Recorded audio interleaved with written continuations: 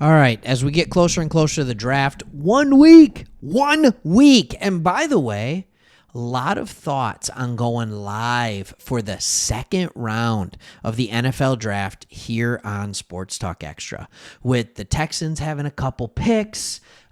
We also cover the Browns a lot on this channel. The Browns don't start their draft till the second round as well.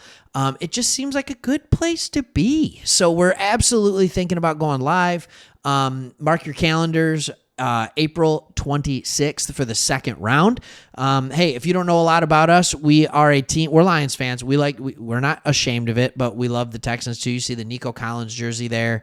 And we started a channel where we wanted to cover teams the national media kind of ignores. The Texans were absolutely one of those teams. We started this channel almost a year ago because we thought there was a lot of potential with the Texans, and man, oh man, did they prove us right. All right, so I was reading on Toro Times, and it talked about the more people talk about the upcoming draft, the more it seems like the Texans will draft a cornerback first. And that's what we want to talk about in this video. We want to talk about what it would look like to draft a corner first. We want to talk about why the Texans will likely draft a cornerback first.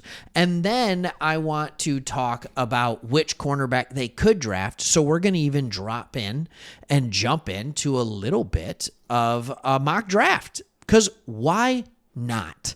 All right. Why not? All right. So let's first jump into who you have sitting at your cornerback position. All right, you have D'Angelo Ross. Jimmy Ward doesn't count. Miles Bryant. All right, that's, maybe there's some stuff there. CJ Henderson. Oh boy, and Jeff Okudah. Those are the guys you're talking about starting opposite of Stingley, and that's why everybody thinks you're going to draft a corner first. Look, you need to have two good corners. All right, and I still think you could bring Nelson back at some point, but you need to have two very good corners and a guy who can play in the slot. That's just the way the NFL is going. You need to have multiple guys that can cover on the outside. And the Texans have one guy who can cover on the outside consistently and well. Mike Ford is a decent player. He tries hard. He's the guy that you don't want him to be in there as a starter. You don't want him to play more than 20% of your defensive snaps, 25% of your defensive snaps in a season. If he does, you're going to have to take kind of the give and take of it. But here's kind of the reason they're talking about drafting a corner early. NFL insider Aaron Wilson went on the record saying the Texans 100% will draft at least one defensive back in the 2024 NFL draft. In fact, the way he phrased it, it sounds more like if the right people come along, they would take more than one. You have another draft insider by the name of Tony Pauline who said that the Texans really love Tulane cornerback Lance Robinson. All right? Then you compound it. D'Amico Ryans talked about how the Texans are likely to add to the roster in the draft, even at positions that aren't seen as needs, all this kind of stuff. I think this is a position, and again, look at it, you can judge for yourself. That is a need. I think it's a need. All right, so here's what we're going to do right now. We're going to enter into the mock draft.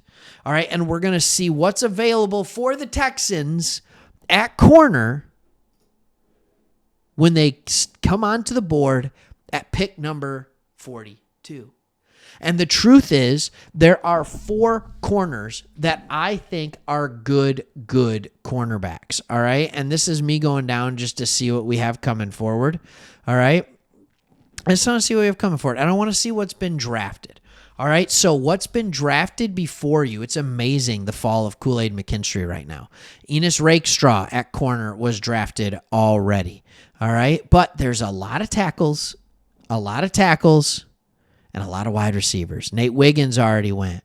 All right, Cooper DeJean already went. Good for him.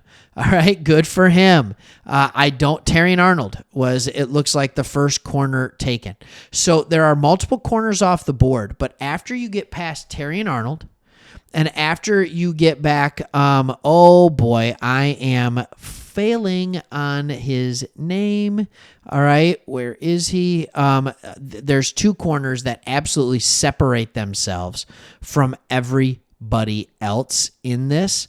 And so they're already gone. And then I think you have just kind of these guys like Enos Rakestraw Jr.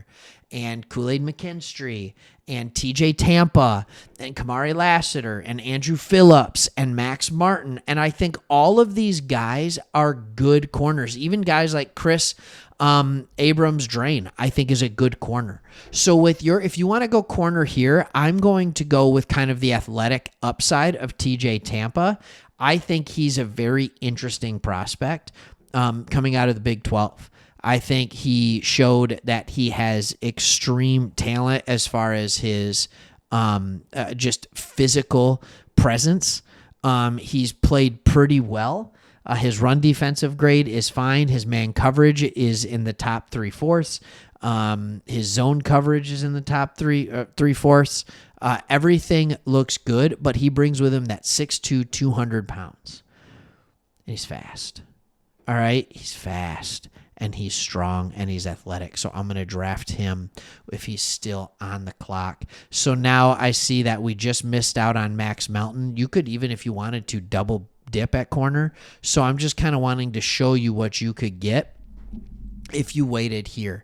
So the guys that I like here, there's a few of them. You have Carson from Wake Forest, who's played at a decent clip. His passer rating allowed, though, is just too high for me. It's just too high for me. All right. You have Renardo Green, who has held quarterbacks much better. He's 6 foot, 186 pounds. Not bad, right? I mean, it's not bad.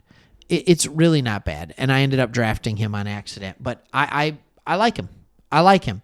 I think the other guys that you could have looked at that position would, be guys like Andrew Phillips, who is athletically limited, but seemed to play pretty well.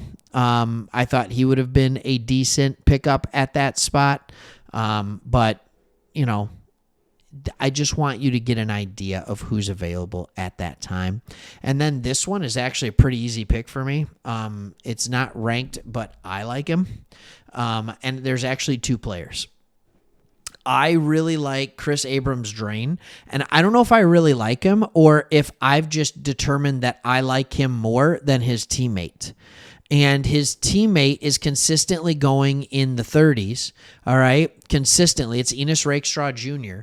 But when I watch film and when I see athletic profile, I think Chris Abrams Drain is a better player, but he's way behind. Another guy that you could get in the later round and keep an eye on him is Cam Hart. This guy is fantastic. He gave up a passer rating allowed of 67.1. He's 6'2", 206 pounds, a great athlete, a great athletic profile. I wouldn't mind drafting him right now at pick 86. I wouldn't mind it at all. All right, I really wouldn't. And by the way, it's a pick earlier because Miami forfeited theirs. But based on how it goes, you know what? No, I'm going to do what I want. I want Cam Hart. So, but you might be able to save and wait and get him later. This is not going to be a good draft review for me. I promise you that much, because they wanted me to draft other people, and your grades get worse because it's like, why did you take 3 corners? So anyways, there are players that absolutely could be good players for you. Green could play a little bit of that slot possibly too. So anyways, I wanted to show everybody, like, corner, they're talking about how it's going to be drafted. I don't think that takes anyone by surprise, but I wanted to show you there's still good talent at the middle/top of the second round in order to do so. All right. Thanks for watching. Maybe day 2 of the draft. See you there. Like, subscribe, all that good stuff. See ya.